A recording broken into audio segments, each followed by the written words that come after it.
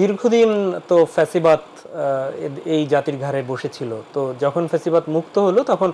আপনারা নেতৃত্বে, তো সে জায়গা থেকে যারা আগের প্রজন্মে গত 15 বছর 17 বছর নেতৃত্বে ছিল তাদের জায়গা থেকে এখনকার নেতৃত্বকে কি একটু এগিয়ে রাখবেন আপনি?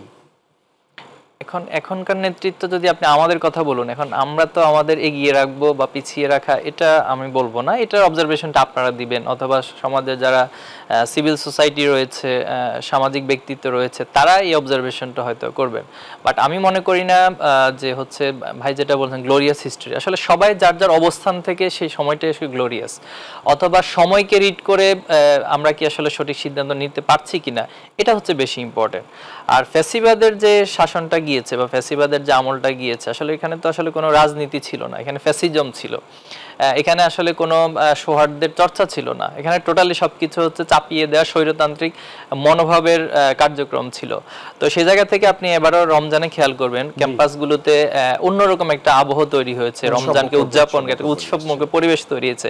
এবং শিক্ষার্থীদের মাঝে এমন উচ্ছ্বাস আসলে আমরা আমাদের জায়গা থেকে বিগত সময় কখনো দেখিনি। তো সে জায়গায় ঈদের ছুটি তো চলছে, শেষ হয়ে যাবে ঈদের ছুটি, আশা করি ঈদ ফিরে আসলে সবার ভিতরে সেই ঈদের আমেজটা আমরা ক্যাম্পাসগুলোতে শিক্ষার্থীদের মাঝে দেখতে পাবো।